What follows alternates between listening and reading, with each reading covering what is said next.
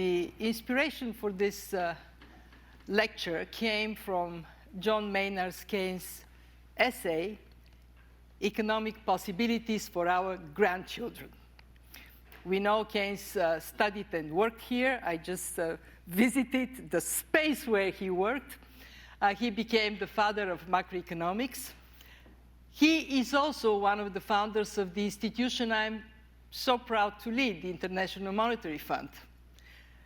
When he went to New Hampshire in 1944 for the creation of the two Bretton Woods institutions, the IMF and the World Bank, he brought vision, courage, and optimism, an unwavering belief in the power of humanity to make lives better over time, despite setbacks caused by crises and wars. And this optimism shines in economic possibilities for our grandchildren. And this particular work has a very special place in my heart. Why? Because I think a lot about my grandchildren. And because I am an unwavering optimist, like Keynes, who even in 1930, in the dark days of the Great Depression, saw a brighter future. As in Keynes' time, there are plenty of pessimists today.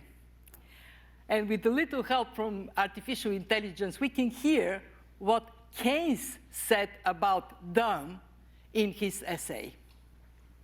I predict that both of the two opposed eras of pessimism, which now make so much noise in the world, will be proved wrong in our own time. The pessimism of the revolutionaries, who think that things are so bad that nothing can save us but violent change, and the pessimism of the reactionaries, who consider the balance of our economic and social life so precarious that we must risk no experiments.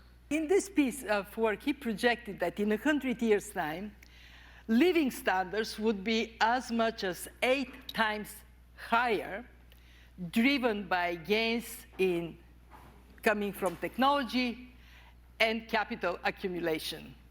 And he was right. The massive leap in living standards is very close to what he predicted then. Looking that far into the future, of course, he didn't get everything right. He expected people to turn productivity gains into more leisure, but his projected 15 hours work week has never arrived. He was also too optimistic about how the benefits of growth would be shared. Economic inequality remains too high within and across countries. And yet, his key message about the long-term economic gains from technology and investment holds as true today as it did then. It is the foundation for a promise to be made to the next generation and to those who would follow. My daughter, Desi, and my granddaughter, Ivana,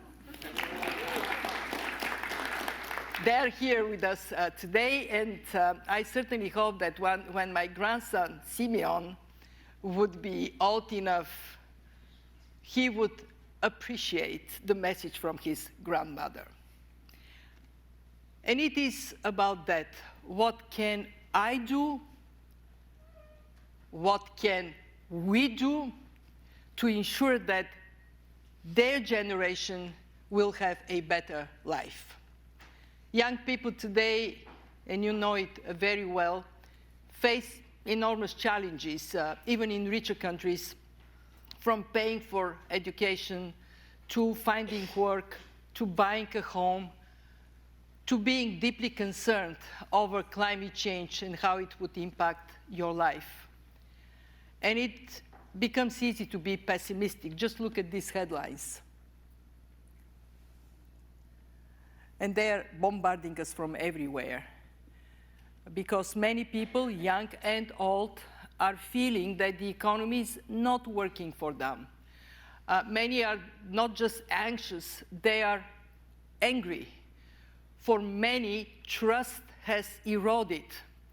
And we see how this plays out in society and in politics. Surely we do not want our grandchildren to live in an age of anger. And for that, we must be clear-eyed about the risks, but also seek and find the opportunities and then seize them. Bear with me, like Keynes, I want to take the long view. First, I want to look back. Over the past 100 years, the world has seen more progress for more people than ever before. Even as global population has quadrupled, per capita global income has risen 8-fold. Over the past 3 decades alone, 1.5 billion people lifted themselves out of poverty, and hundreds of millions have entered the middle class. 100 years ago, people were fortunate to live into their 40s.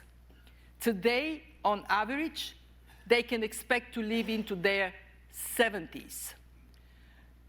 We witness dramatic improvements in infant mortality rates, literacy rates, education levels, especially for girls. I mean, just look around and see how many girls are in this theater. Look at them.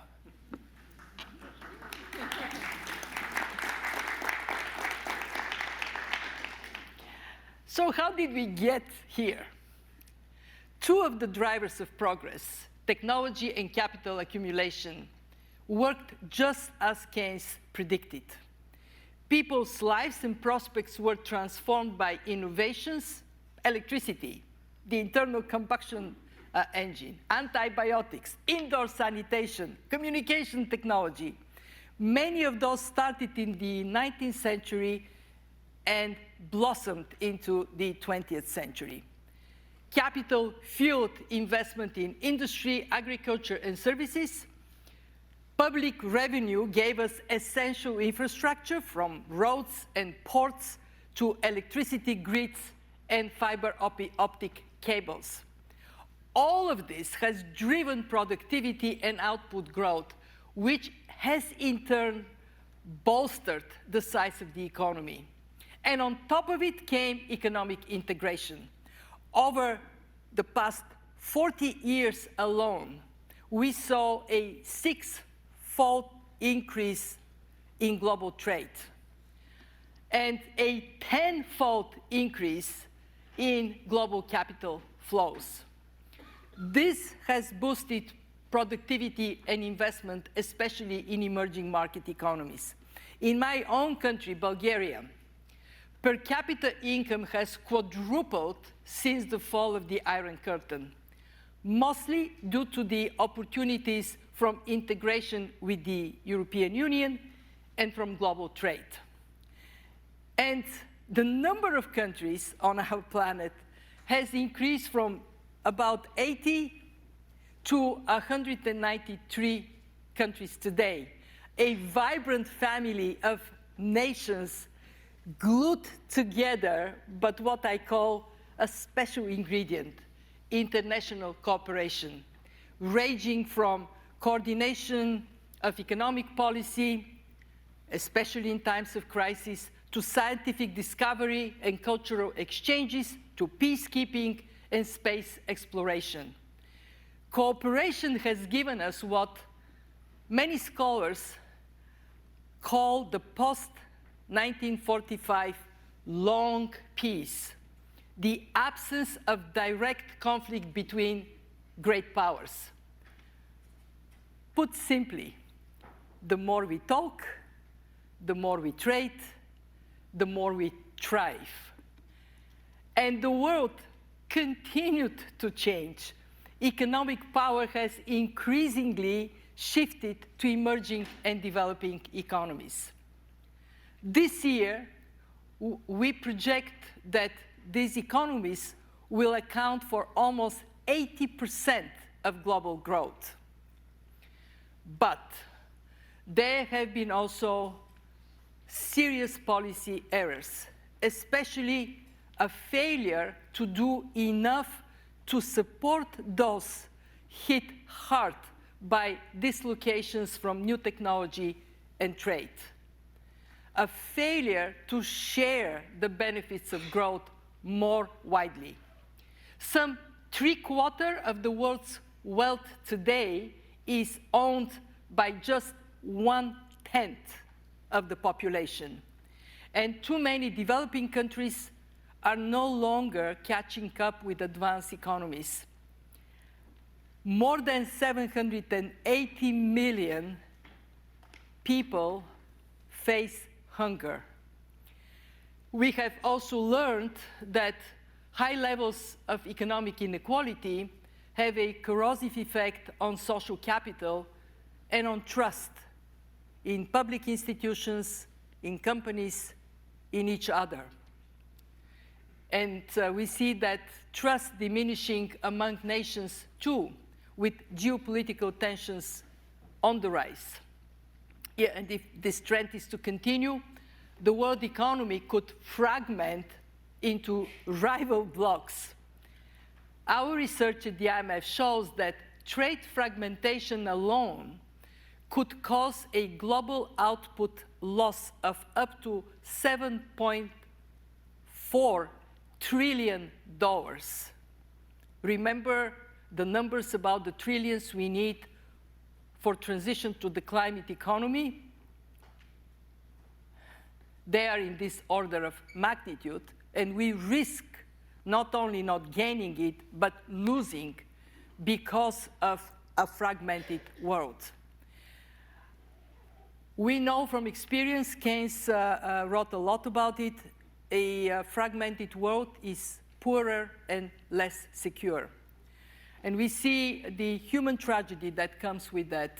We see it in Ukraine.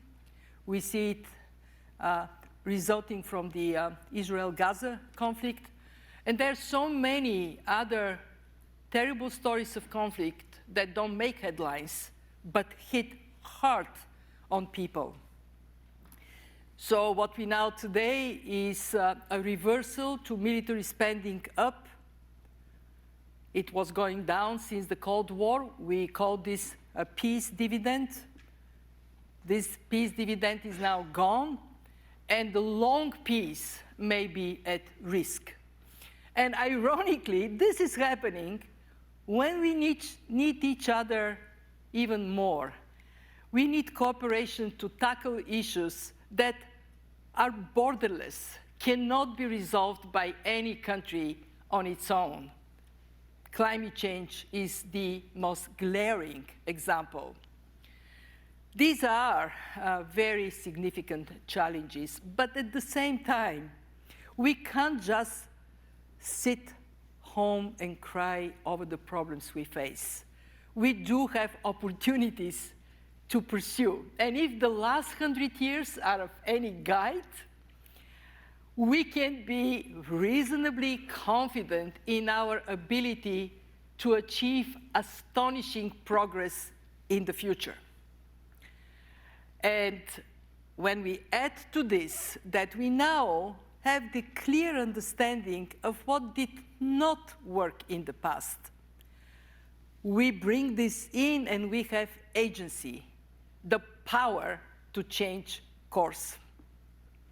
So imagine the world in the 22nd century, where everyone, regardless of race, color, creed, gender, or birthplace, has a fair shot to reach their full potential, where technology is put to work for the benefits of all, where people lead healthy and meaningful lives on a livable planet, and where countries work with, not against each other.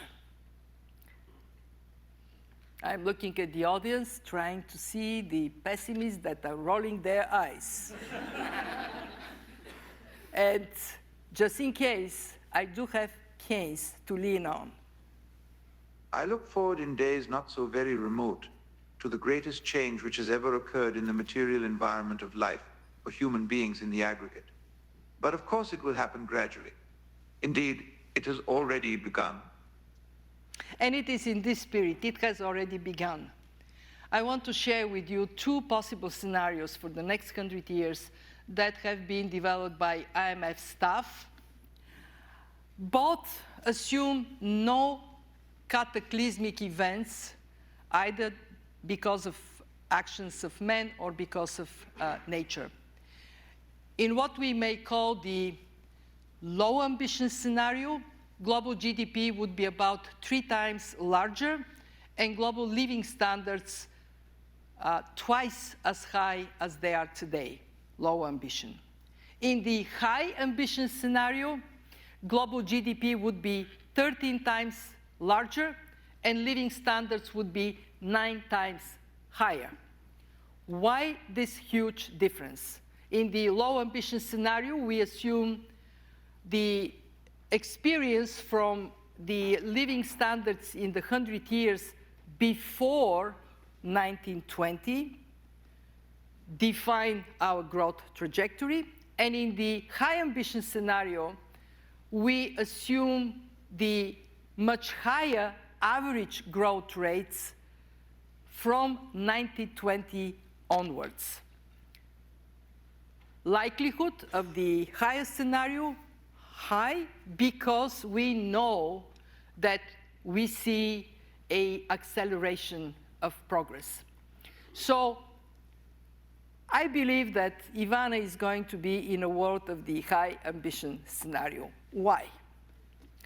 First, because her generation, your generation, will rely on a different kind of growth, more sustainable and equitable, more resilient, so countries can better navigate what is already a more shock-prone world. Second, because you will turbocharge what has worked for us. You will protect and enhance the sound macroeconomic fundamentals and financial stability we strive to achieve. And you will be much smarter than us on the issue of inequality.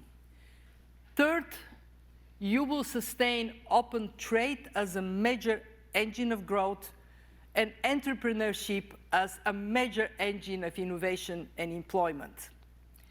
So our responsibility today is not to leave to you a runaway inflation, not to pile up debt and expect you to foot the bill, and to overcome the weakest medium-term average growth in decades. So we have a job to do. We want at the IMF to play our role to help our members undertake fundamental reforms so they improve productivity and increase the agility, the sustainability, the resilience of their economies. And above all, we have an obligation to correct what has been most seriously wrong over the last 100 years, the persistence of high economic inequality. Our research shows that lower income inequality can be associated with higher and more durable growth. We simply cannot get to the high ambition scenario for growth unless we foster a fairer global economy. In a world of abundant capital accumulation and accelerating technological change, prospects for my grandchildren will hinge on whether we can allocate capital to where it is needed most and will make the biggest impact, and on our ability to cooperate, to achieve progress, and to share the benefits of it. So if we are to promote better, fairer growth, where should capital go? What this allocation should be? First, it should go for the new climate economy. The climate crisis did not exist in 1930, although the seeds of it were already planted with the rapidly growing reliance on fossil fuels. But today, climate shocks are hitting economies everywhere, from droughts, wildfires, and floods, to the less visible impacts in areas such as supply chains and insurance markets. Last year was the hottest on record. Global temperatures are set to surpass the critical 1.5 degrees Celsius threshold. Pessimists can point to it. They can say humanity faces a disastrous reckoning. I see a different picture. Yes, unchecked climate change would be catastrophic. But if we take decisive policy action, especially in this decade, we can reach a carbon-neutral economy. That is a promise we must make. It means mobilizing trillions of dollars in climate investments for mitigation, for adaptation, for transition. And pay attention to low-income countries. They contributed the least to global warming, but are suffering the most. They also face the greatest investment gap. It means addressing the terrible market failure that sees polluters damage our planet free of charge. The price of oil, coal, and gas must reflect the true cost to humanity, including the impact on our climate and on public health. Yet, what do we see? Our analysis shows that explicit fossil fuel subsidies have surged to over 1.3 trillion. This alone is bad enough.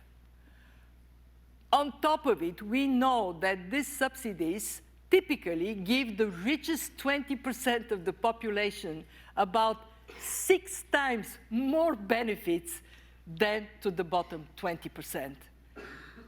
Direct assistance to vulnerable groups would be far better. Our research also shows that pricing carbon is the most efficient way to incentivize and accelerate decarbonization, and we have a long way to go. The average price per ton of CO2 emissions today is only $5 a ton, way below the $80 a ton that we need by the end of this decade to get to where we should go. And of course, carbon price is very important, but not enough. We need comprehensive policies to steer the world towards the new climate economy. We need also development finance to do its job, multilateral development banks to step up. We at the IMF are stepping up. We have a new instrument, Resilience and Sustainability Trust, that allows us to provide long-term financing to our members that are vulnerable to climate shocks and need to take the transition. Now, we see that, I want to give credit where credit is due. We see that change is already happening. For every $1 spent on fossil fuels, $1.70 now goes on clean energy. This is compared to ratio 1-to-1 just 5 years ago. And we know that this is actually smart economics. More climate investments would create millions of green jobs. They would increase innovation. They accelerate green technology transfer to developing economies. And they can break the historic link between growth and emissions. You grow, emissions go up. So countries get richer, people enjoy better living standards without hurting our planet. And that climate transition is a big, important part of moving toward a lighter economy, more oriented towards intangible assets such as intellectual property and experience rather than goods, much more efficient and less wasteful, what some have called the circular economy. We don't know much about the future, but let me go to something that we do know. The second thing we have to speed up is investing in the next industrial revolution. I mean, the world economy 100 years from now, who knows what exactly it would look like, whether it would be on this planet or it would spread in the neighborhood. But one thing we do know, we know that innovation is accelerating. It is transforming the way we live, we work, we move, and the way we communicate with each other. From quantum computing to nanotechnology, from nuclear fusion to virtual reality, from new vaccines to gene therapy, we create miracles. Just recently, we managed to restore hearing in children with genetic deafness. And let's not forget, our work is quite interconnected, and that means that we can transmit knowledge with the huge potential of improving lives faster everywhere. Take artificial intelligence. How many of you are now all tuned on it? This is a young youthful place here. How many of you are using artificial intelligence already? Yeah? Here we go. Now, what is so wonderful about this conversation is it is happening in Keynes, and in 1950, it was here in Keynes when Alan Turing published his fantastic transformative paper. And every decade since then has brought us forward, every step coming faster and being bigger than the previous one. Today, artificial intelligence is poised to reinvigorate the global economy. It is potentially a big bang moment. It could turbocharge productivity, which has been too low for too long. And we know that productivity, more than anything else, determines the long-term wealth of nations. But it does come with risks. Deep fakes, disinformation, potentially increasing inequality both within and across countries. So what is urgent is for countries to prepare, to capture the benefits and to manage the risks, scaling up investments in digital infrastructure, expanding access to training and retraining, setting up regulatory and ethical foundation for artificial intelligence. We have created an index of preparedness for AI at the IMF. I strongly recommend look at it. We also identified the tsunami that is going to hit the labor markets over the next years. 60% of jobs in advanced economies are likely to be impacted. Half of them may see benefits from artificial intelligence, but the other half may see artificial intelligence taking over more human tasks that could drive wages down and destroy jobs. Keynes, in his time, warned about this when he talked about technological unemployment. And I'm especially struck by AI potential, if properly pursued, to shrink the gap between rich countries and poor countries. Yes, to boost productivity, but also to shrink what differs from one place to another in human capital and help income levels catch up with those in advanced economies. And of course, that can only happen with international cooperation. So I believe there is a path to responsible use of AI, and I want to check the audience. Do you believe that we can do it? We can capture the benefits. We can have a better world. Yes? No? The yes. I want to hear the yes. Yes. I want to hear the no's. Oh, my goodness. So we are in great place. The third area of investment is in people.